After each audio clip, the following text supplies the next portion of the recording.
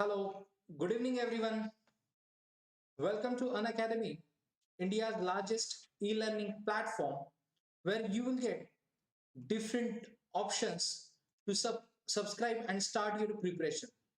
Where you will get daily life classes, structured courses, unlimited access for live and recorded lectures. After your preparation, you can evaluate yourself through our mock tests. So, download an Academy learning app today and start your preparation. It's me, Rishikesh Inamdar, having experienced more than 8 years to guide UPSC aspirants. You can join our Telegram group to get daily updates. We 100 plus top educators will guide you throughout your preparation for the prelims, main, and personality test. You have option to opt any module. If you want to start your preparation with any particular subject, you have that option. You can go with our plus subscription where you will get live classes, test series, unlimited practice, structured schedule. Do not forget to use code RBI Live referral code to get 10% discount. Those students wants to start their preparation now for the 2022 and 23 prelims, they can opt for our iconic subscription where they will get personal coach, study planner, and personalized feedback. Right. Again, do not forget to use code RBI Live. So it's RBI Live to get 10% discount on your subscription. Like optional subject, you can start your preparation with the optional subjects as well. Along with that, now one of the best opportunity for you to join an academic combat contest on 31st January in the morning 11 a.m. where you will participate in this contest and you will get prizes and ranking as well.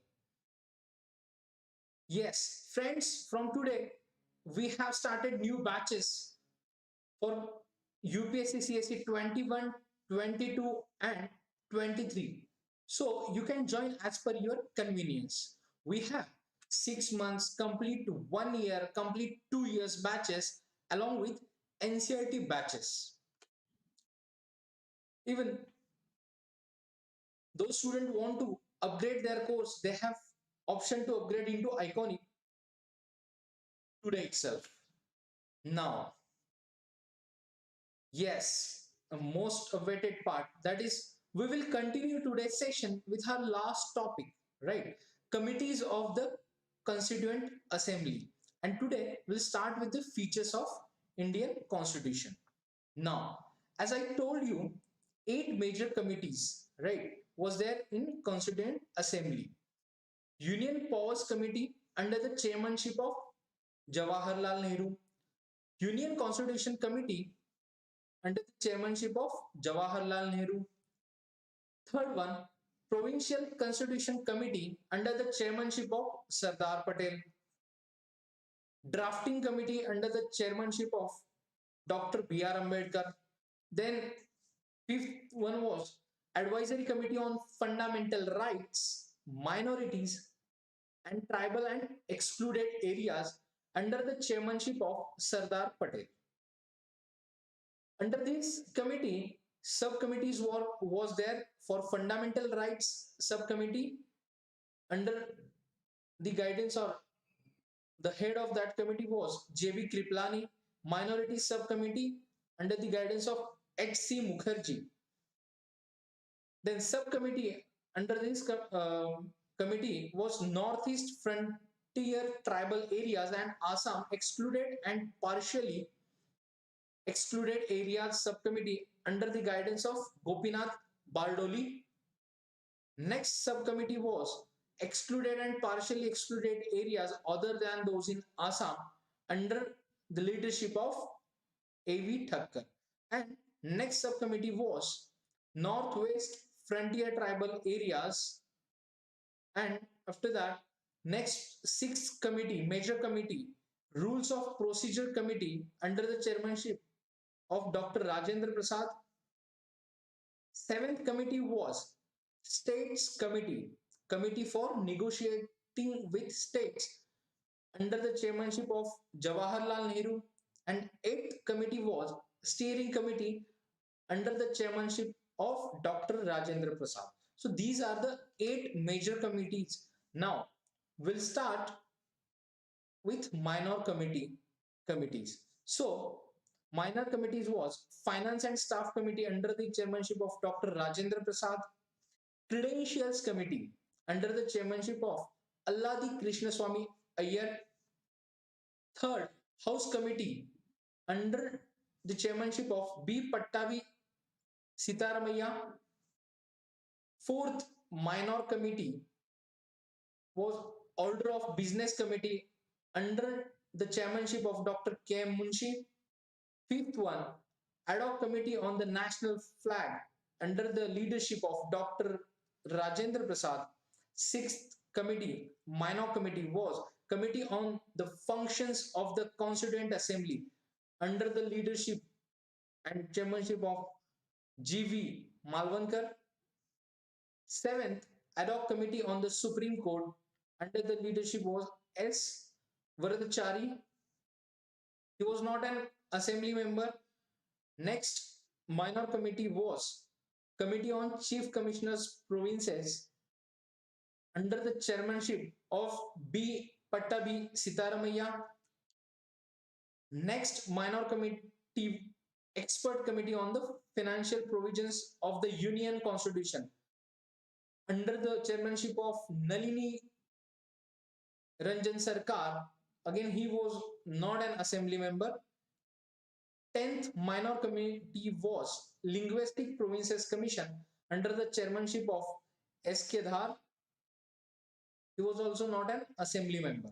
Next minor committee was Special Committee on Examining the Draft Constitution under the leadership and chairmanship of Jawaharlal Nehru. Press Gallery Committee, minor committee under the chairmanship of Usha Nath Sen. Next minor committee, Ad hoc Committee on Citizenship under the chairmanship of S. Varadachari. He was not an assembly member. Now, the important committee in Constituent Assembly was Drafting Committee. The word drafting says a lot about the procedure.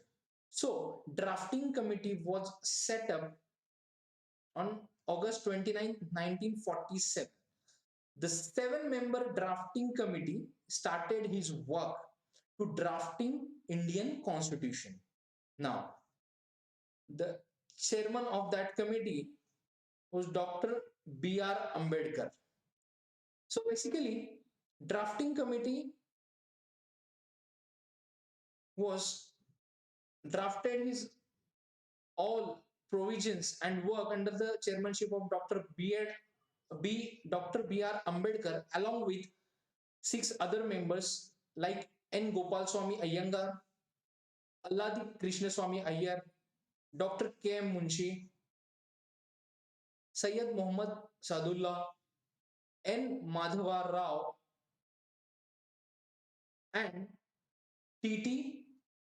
Krishnamchari. So, if we are talking about their work and duration for that, so they took less than 6 months to prepare its draft, right? So, drafting committee took less than 6 months to draft our Indian Constitution, right? Now, we'll see enactment and enforcement of the Constitution. After that process, those drafts presented in Constituent Assembly. So, as we know, the Constitution as adopted on November 26, 1949 contained a preamble, 395 articles, and 8 schedules. Right? Now, the preamble was enacted after the entire constitution was already enacted. Remember the important point, guys. The preamble, we can say preface. So, preamble was enacted after the entire constitution was already enacted. Now, if we are talking about enforcement of the constitution, so some provisions of the constitution pertaining to citizenship, elections, provisional parliament, temporary and transitional provisions, and short title contains in article 5, 6, 7, 8, 9, 60, 324, 366, 367, 379, 380, 388, 391, 392, and Article 393 came into force on November 26, 1949 itself. All right. Now, next question is that what about remaining articles and provisions? So answer is here. The remaining provisions and major part of the constitution came into force on 26th January 26th January 1950. So guys, tomorrow we are celebrating our Republic Day. So we'll discuss importance of 26th January as well. So this day is referred in the constitution as the date of commencement. Date of commencement and celebrated as the Republic Day. So we can say it's coincidence. So why 26th January? Already few provisions enacted or enforced on 26th November 1949. Then why 26th Jan? Now, so friends, the day 26th January specifically chosen as the date of commencement because its historical importance. So what is mean by, or what is that historical importance? Because the day in 1930, that is 26 January 1930, Purna Swaraj Day was celebrated.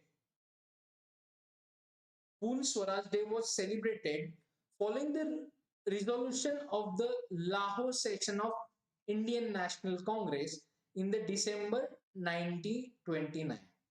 So, when Lahore session was conducted by Indian National Congress, so they passed one resolution to celebrate Purna Swaraj Day on 26th January 1930. So, the 26th January is the date decided by the all and Constituent Assembly for the date of commencement of the constitution. Right now, what happened after that? After the commencement of our constitution, the Indian Independence Act of 1947, Indian Independence Act of 1947, and the Government of India Act and Government of India Act 1935 were repealed. Okay, after commencement of our constitution, these two acts were repealed and the abolition of privy council jurisdiction 1949 was however continued. So with the commencement of the constitution, the Indian Independence Act 1947 and the Government of India Act 1935 with all enactments amending or supplementing the latter act were repealed, and the abolition of abolition of Privy Council Jurisdiction Act 1949 was, however, continued. All right. So it's all about base enactment and enforcement of the Constitution. Just remember these points. It will help you to clear your concepts. Right now, as we know, there are always two opinions about any work. So there was a criticism. There was criticism of the Constituent Assembly. So critics like that, those those people criticizing the Constituent Assembly, they put the point like Constituent Assembly was not a representative body, which means as its members were not directly elected by the people of India on the basis of universal adult franchise. So they produce one point in the criticism, that is not a representative body. Constituent Assembly was not a representative body. Then next point they mentioned that not a sovereign body, means Constituent Assembly was created by the proposals of the British government, and the Constituent Assembly held its session with the permission of British government. That's why Constituent Assembly was not a sovereign body. This statement presented by the part of criticism. All right. Then they said it's a time consuming process. Working of Constituent Assembly is overall time consuming process. So they took unduly long time to make the constitution.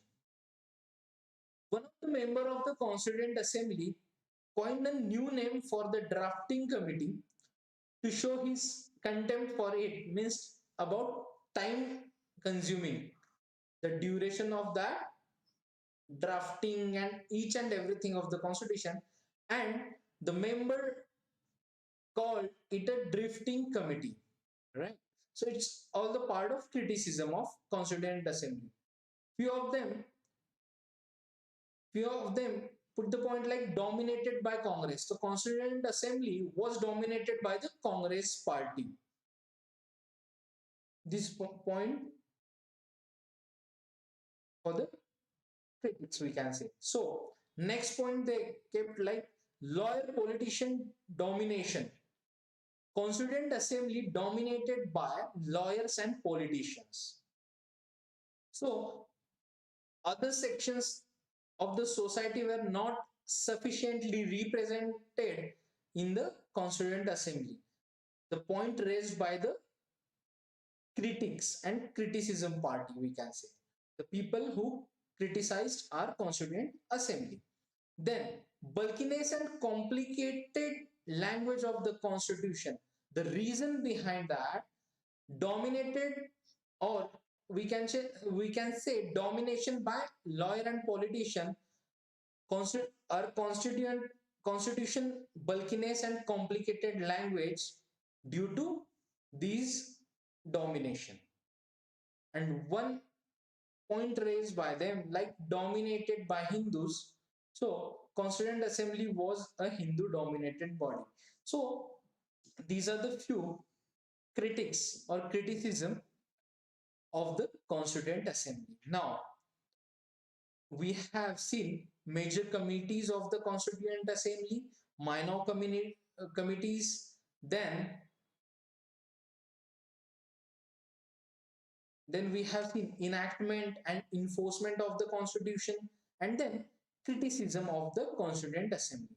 Now we'll see few important facts about Constituent Assembly. Dear friends, this is the symbol of the Constituent Assembly, elephant. Elephant was adopted as a seal or symbol of the Constituent Assembly. Right? Just we'll see few facts. Right? So, Sir B.N. Rao was constitutional advisor, legal advisor to Constituent Assembly. H.R. Iyengar appointed as secretary to the Constituent Assembly. S.N. Mukherjee was chief draftsman of the Constituent in the Constituent Assembly. Chief draftsman of the Constitution in the Constituent Assembly. Prem Behari Naren Raizada was calligrapher. Now, we'll see few points related to decoration and beautification of our constitution. So the original version was beautified and decorated by artists from Shanti Niketan. As everyone knows about the Shanti Niketan, including Nandalal Bose and Behar Ram Manohar Sinha. Then Behar Ram Manohar Sinha illuminated, beautified, and ornamented the original preamble calligraphed by Prem Bihari Naren Raizada. And the calligraphy of the Hindi version of the original constitution was done by Vasant Krishnan Vaidya and elegantly decorated and illuminated by Nandalal Bose. So these are the just facts. We just read those facts. There is no any that much importance according to our exam requirement, but we should know as an Indian citizen, we should know these facts related to Constituent Assembly and our constitution. Now we'll start today's important topic, that is features of the constitution. All right guys, as we know there are number of features of the constitution, so we'll discuss these features today. Now, as we know, lengthiest written constitution. So, guys, in the world, if we are talking about written constitution and lengthiest constitution, so the Constitution of India is the lengthiest of all the written constitution in the world. All right, guys. So, lengthiest written constitution of the world. So, next, originally, when Indian Constitution was adopted in 1949, the Constitution contained a preamble, 395 articles divided into 22 parts and 8 schedules. All right. Now, till last year, 2019, it consists a preamble about 470 articles divided into 25 parts and 12 schedules. All right. Now, if we are talking about this lengthiest written constitution, so there are factors related with this, our lengthiest written constitution, like factors related to this specific feature is that geographical factors, historical factors, single constitution, dominance of legal luminaries in the Constituent Assembly. So these are the 4 factors which relates with the, or we can say related with the lengthiest written constitution. All right, so we'll see next feature. Now, next feature is that drawn from various sources. All right, now, like if we are talking about our constitution, and drafting committee chairman Dr. B.R. Ambedkar proudly acclaimed that the Constitution of India has been framed after ransacking all the known constitutions of the world. Remember, guys, this point. Ransacking all the known constitution of the world. Right. Now, if we are talking about his different parts referred from, like the structural part to a large extent derived from the Government of India Act 1935. So, structural part of our constitution derived from the Government of India Act of 1935. All right. Now, the philosophical part. If we are talking about philosophical part of our constitution, like the fundamental rights, DPSP, directive principles of state policy, derived from the inspiration from American and Irish constitution respectively. If I'm talking about fundamental rights derived from American constitution and DPSP from Irish constitution. All right. Now, the political part, most important part of our constitution, that is the political part, the principle of cabinet government and the relations between the executive and the legislature have been largely drawn from the British constitution. So the political part from the British constitution.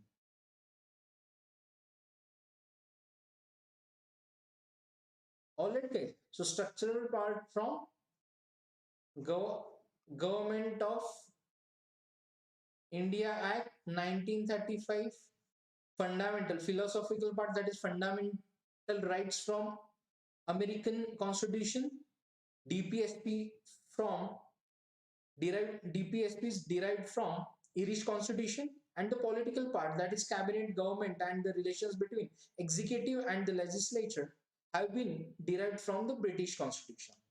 Now, next feature of our constitution, blend of rigidity and flexibility.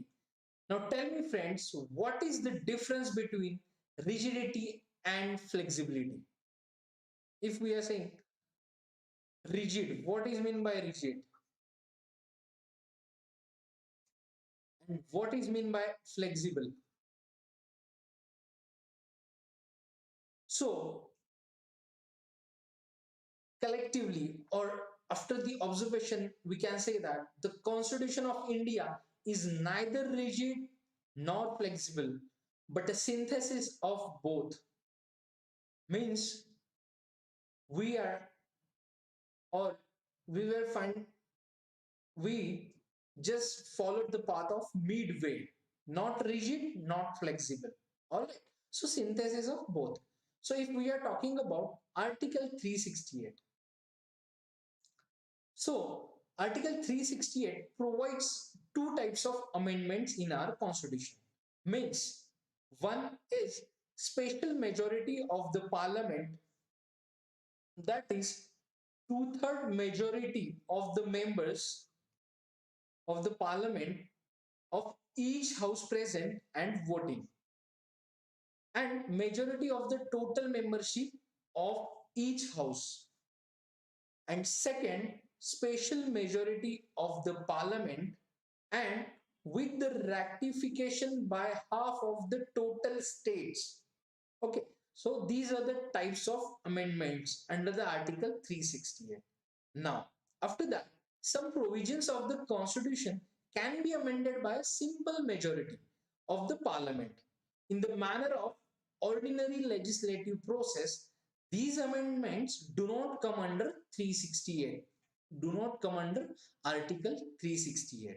All right. So this feature is appropriate, that is blend of rigidity and flexibility. All right, guys. So we'll see now next feature. Federal system with unitary bias. Now, our constitution and constituent assembly drafted a country as a federal system with unitary bias means establishes a federal system of government, two government, division of powers, written constitution, supremacy of constitution, rigidity of constitution, independent judiciary, and bicameralism. All right. Now, federal system with unitary bias. So, it's a sin, as I told you, the feature of synthesis of rigid and flexibility. Now, federal system with unitary bias means we'll see the features of importance and few topics related to this feature, like unitary or non-federal features means a strong center, single constitution,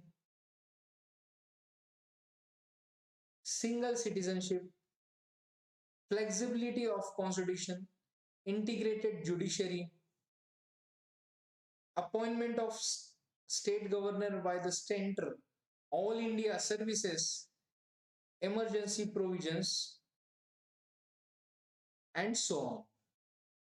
So these are the unitary or non-federal features. Now, our federal system with unitary bias will discuss few points like federation. Remember, guys, so word, if I'm talking about federation,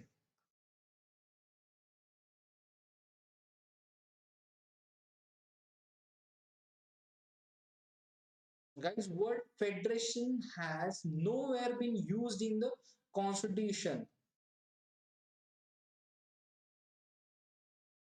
All right. So now we'll discuss what it mean by that, which means Article 1 describes India as a union of states. All right. In the lectures, remaining lectures, we'll see the difference between states and states as well. Okay. Now, federation, particular word federation has nowhere been used in the constitution, but Article 1 describes India as a union of states. Article 1 describes India as a union of states, which means implies two things. One, Indian federation is not the result of an agreement by the state. Most important point. So, Indian federation is not the result of an agreement by the states. And second point, no state has the right to secede from the federation. So remember, union of states of our country.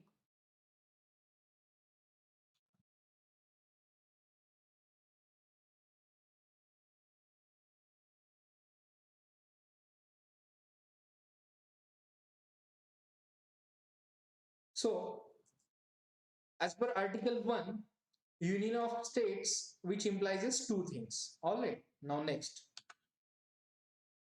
parliamentary form of government. Next feature of our constitution is parliamentary form of government. The parliamentary system is based on the principle of cooperation and coordination between the legislative and executive organs. So, legislative and executive. So, coordination and cooperation is required for the parliamentary system, while the presidential system is based on the doctrine of the separation of powers between the two organs. Right? So see the difference between parliamentary system and presidential system. In parliamentary system, coordination and cooperation between legislative and executive, but in the presidential system is basically based on doctrine of separation of powers between legislative and executive. All right. Now, the parliamentary system is known as Westminster model of government, responsible government, and cabinet government. All right. The place is in England. All right. Now, the constitution establishes the parliamentary system not only at the center but also in the states. So, our constitution established the parliamentary system in center as well as in the state. So, we followed same parliamentary system in the both levels, that is center and states. Now, we'll see few features of the parliamentary government. As we have seen, difference between presidential system and parliamentary system. Now, features of parliamentary government in India, like presence of nominal and real executives, majority party rule, collective responsibility of the executive to the legislature, membership of the ministers in the legislature, leadership of the prime minister or the chief minister, leadership of the prime minister at central level and the chief minister at state level, dissolution of the lower house, Lok Sabha or assembly. Now, these are the features of parliamentary government. All right.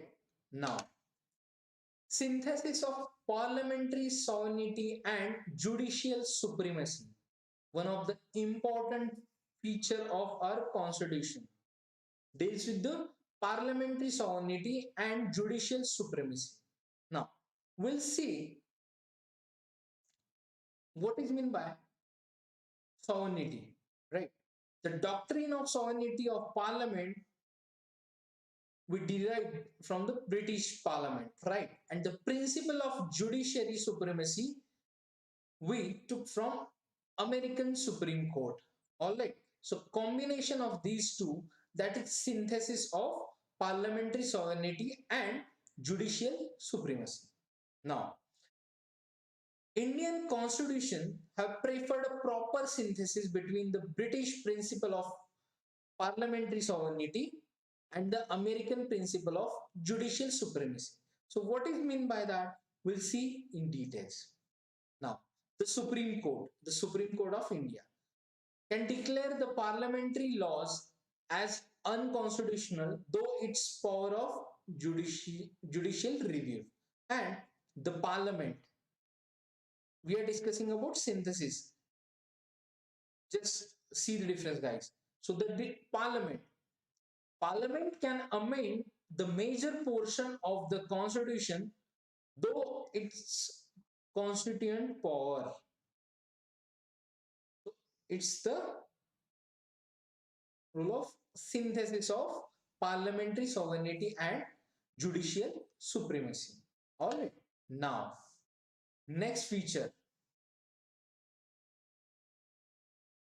If we'll spend complete session on judiciary, then it will take almost more than allocated time, right? So, but it's a part of our constitution, so we'll discuss and we'll learn in short, right? Integrated and independent judiciary. Yes, what is mean by integrated? See, if I'm talking about integrated judicial system, means a system enforces central laws and state laws. Means it is the integral part of a system, integrated system. Now, in India, at apex, we have Supreme Court of India. At state level, we have high courts. And after that, below that, we have district courts and lower courts. All right. So, the Supreme Court is a federal court, the highest court of appeal. All right. The guarantor of fundamental rights of citizens and the guardian of the Constitution. So, Supreme Court the highest court of appeal, the guarantor of the fundamental rights of the citizens and the guardian of the constitution. Right now, a constitution of India has made various provisions to ensure its independence. We'll see how judiciary is independent. Right now, if we are talking about that appellate authority, like people, you know, appellate in high court, firstly they can appeal in district courts, after that high court, and after that supreme court. Now, if we are talking about independency of judiciary system, like they have security of tenure of the judges. Okay, so there is security of the tenure of judges, fixed service conditions for the judges. Okay, fixed service conditions for the judges. All the expenses of the Supreme Court charged on the Consolidated Fund of India. So we'll see the two funds, like expenditure done, like we'll discuss in the lectures throughout the course, right, in particular topic. Now, here just remember the point: all the expenses of Supreme Court charged on the Consolidated Fund of India. Right now, prohibition on discussion on the conduct of judges in the legislatures. Most important feature or point of the integrated and independent judiciary. I'm just repeating the point. Prohibition on discussion on the conduct of judges in the legislatures. Next point, ban on practice after retirement. Means judges, there is no provision, or after their retirement they are not authorized or permitted to practice, right? Then power to punish for its contempt vested in the Supreme Court. Power to punish for its contempt vested in the Supreme Court. And next point is separation of the judiciary from the executive, and so on. So these are the few topics or few points supported integrated and independent judiciary. Guys, this is one of the key feature of democratic country or our democracy: integrated and independent judiciary. Now we'll see next feature of our Indian constitution, that is fundamental rights. So fundamental rights, part 3 of the constitution.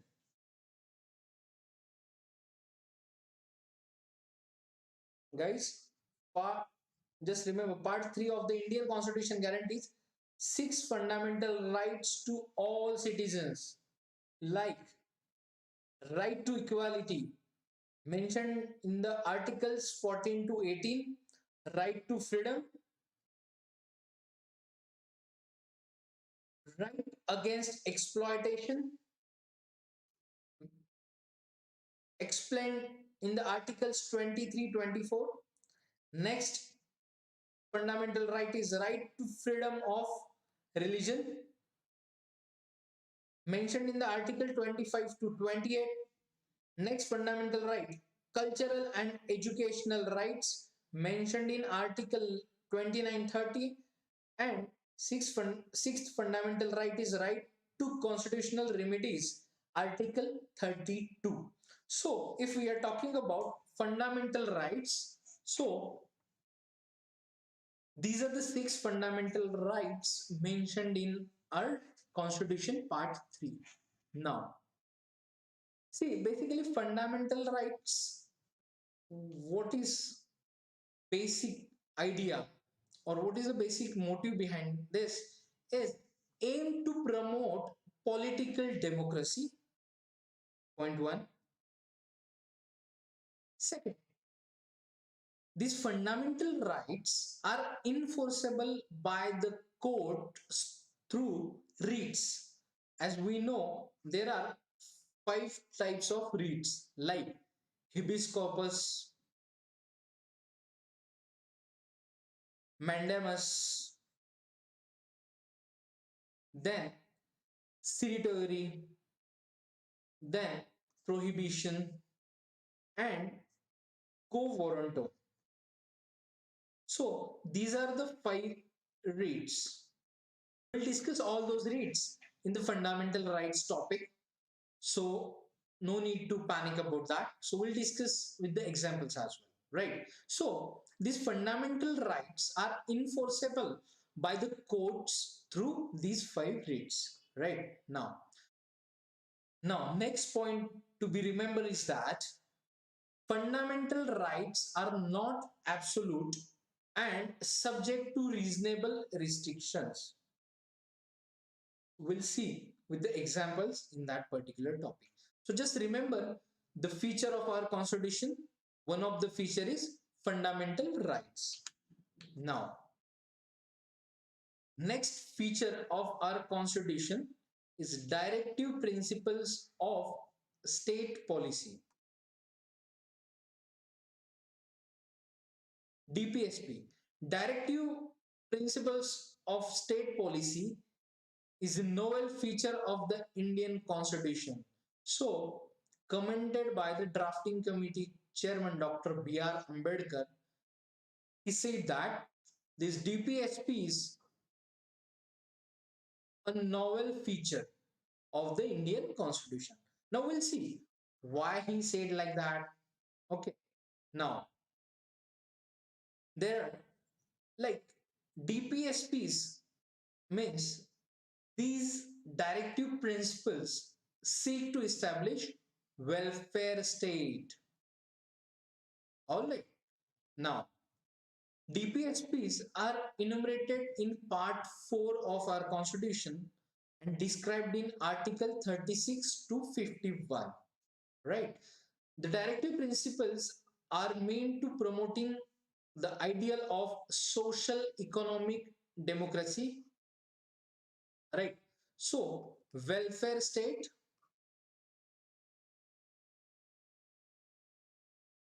and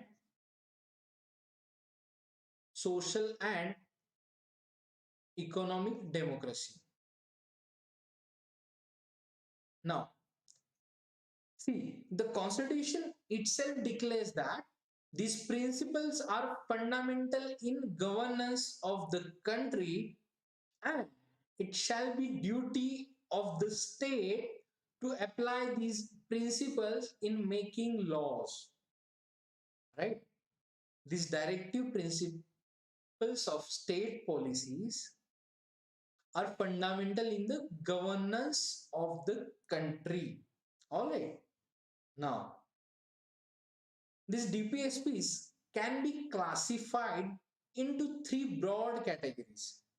If we are talking about these DPSPs, if we'll classified, so there are three categories. One is socialistic, second is Gandhian, and next is liberal intellectual.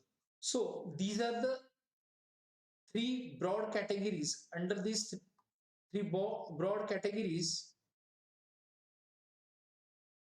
we can classify these DPSPs. Right now, we'll see next feature of our constitution, that is fundamental duties.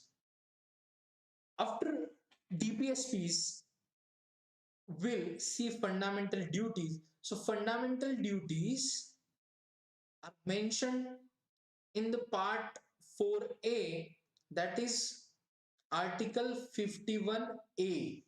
So earlier, at the time of original constitution, there were no fundamental duties included or mentioned in our original constitution. Okay guys, now these duties were added during the operation of the internal emergency between 1975 to 77 by the 42nd Constitutional Amendment Act of 1976. So these duties were added by the 42nd Constitutional Amendment Act of 1976. Now, all these fundamental duties, recommendation, actually, there was one committee formed for that during internal emergency. So, Swan Singh Committee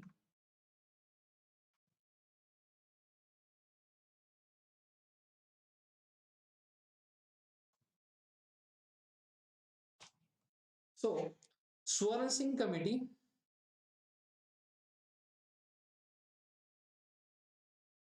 recommended these duties, and these duties included or added into the constitution through 42nd constitutional amendment. So remember the name of the committee, Swaran Singh Committee.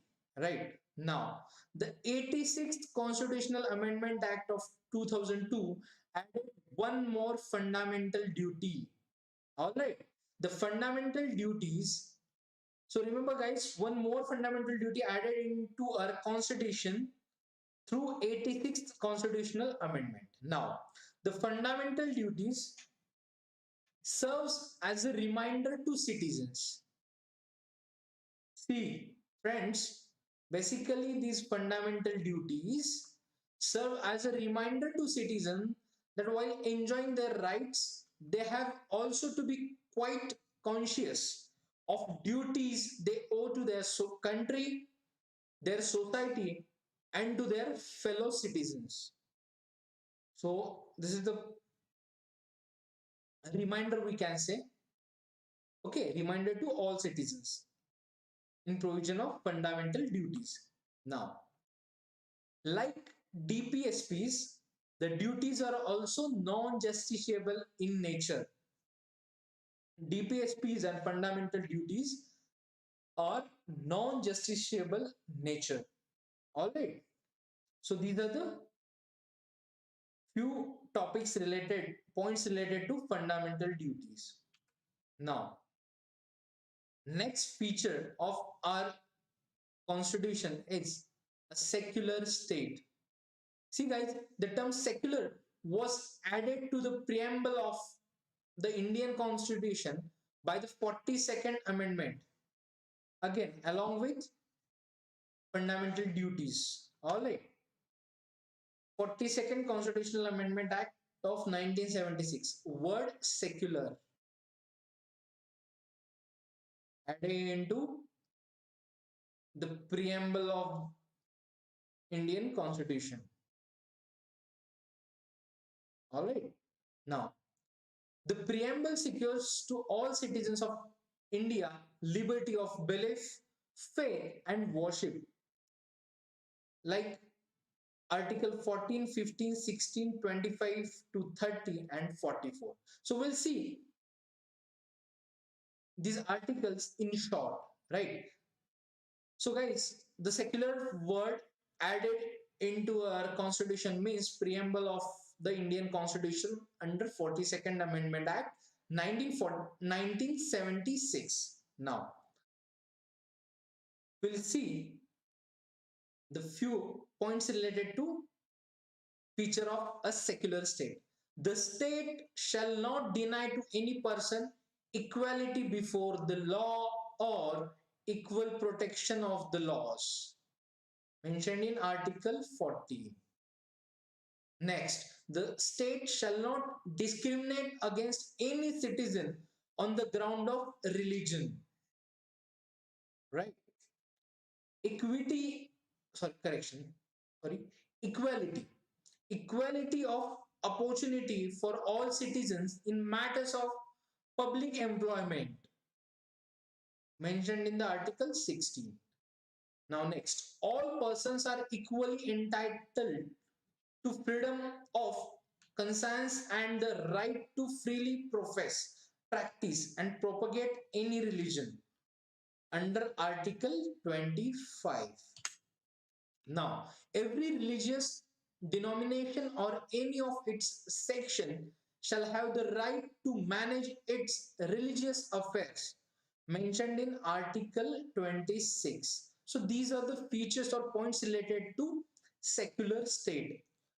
Next, no person shall be compelled to pay any taxes for the promotion of a particular religion. So there is no any type of separate taxes, right, for the promotion of a particular religion.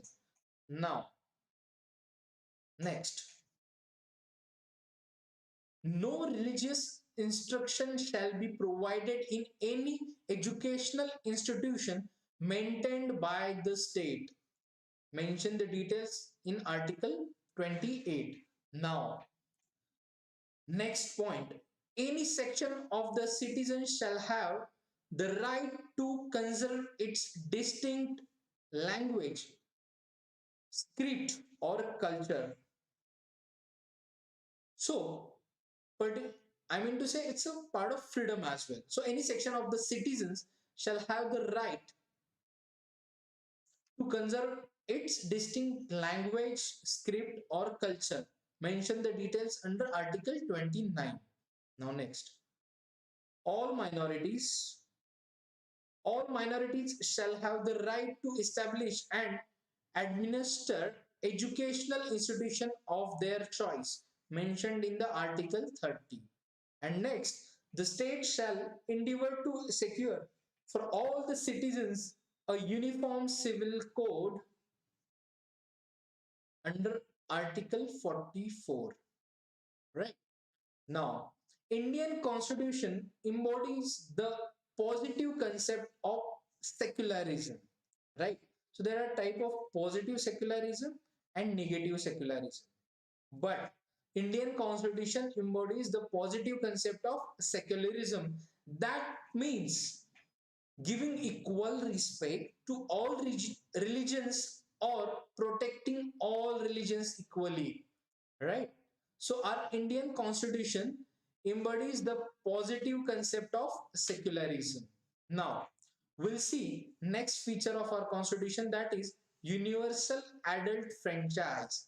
So the Indian Constitution adopts universal adult franchise as the basis of election to the Lok Sabha and the state legislative assemblies. Means every citizen who is not less than 18 years of age has a right to vote without any discrimination of caste, race, religion, sex, literacy, wealth, and so on. So, right to vote, right? Then, now the voting age was reduced to 18 years from 21 years in 1989. Remember, guys, this development. So, under the 61st, okay, 61st constitutional amendment, means 61 constitutional amendment act of 1988.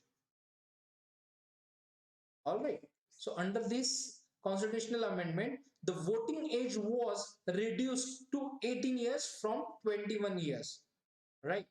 Next, single citizenship.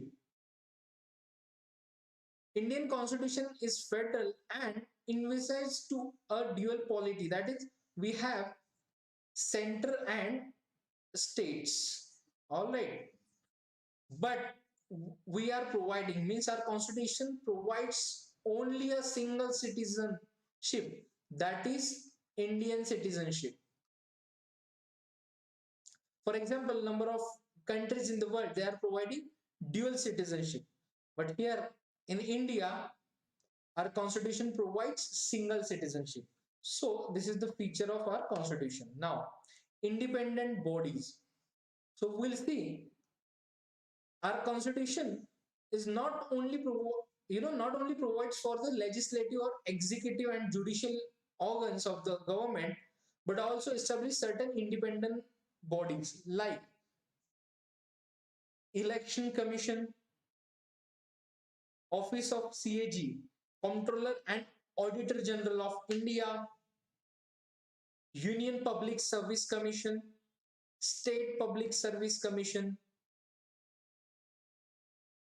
All right. So the Constitution ensures the independence of these bodies through various provisions like security of tenure,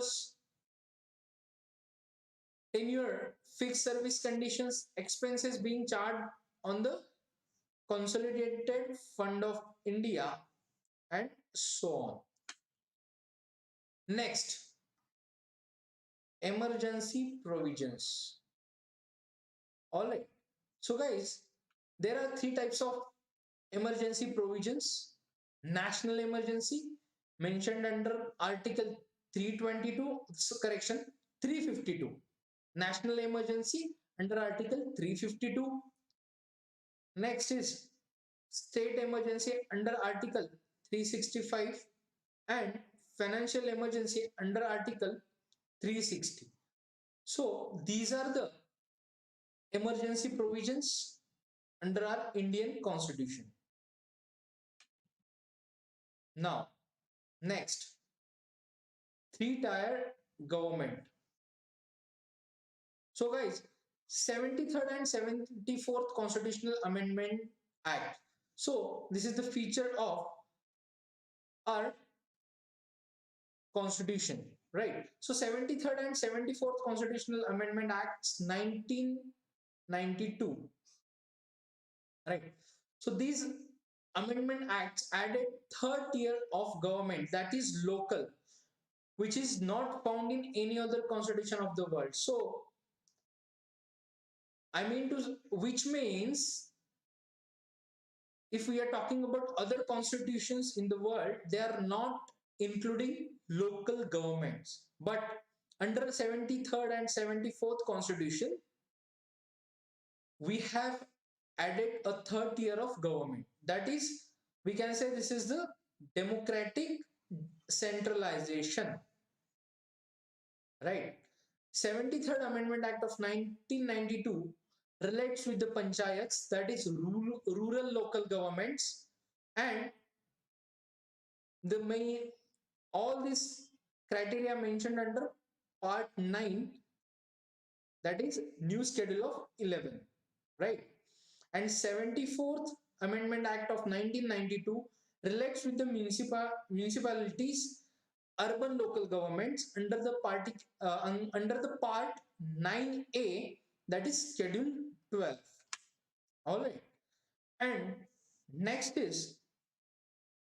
feature of our constitution is cooperative societies. Under the 97th Constitutional Amendment Act of 2011 gave a constitutional status and protection to cooperative societies. Now, in this context, it made following three changes in the constitution, right? So these are the changes. Like first change, it made the right to form cooperative societies a fundamental right under Article 19 1C. Second, it included a new directive principles of state policy on promotion of cooperative societies under Article 43B. And third change, it added a new part 9B in the Constitution, which is entitled as the Cooperative Societies, Article 243 ZH2 243 ZT, right? So today we have studied few committees of Constituent Assembly, enactment of and enforcement of our Constitution, and features of the Indian Constitution. In the next lecture, we'll start the remaining part of Indian polity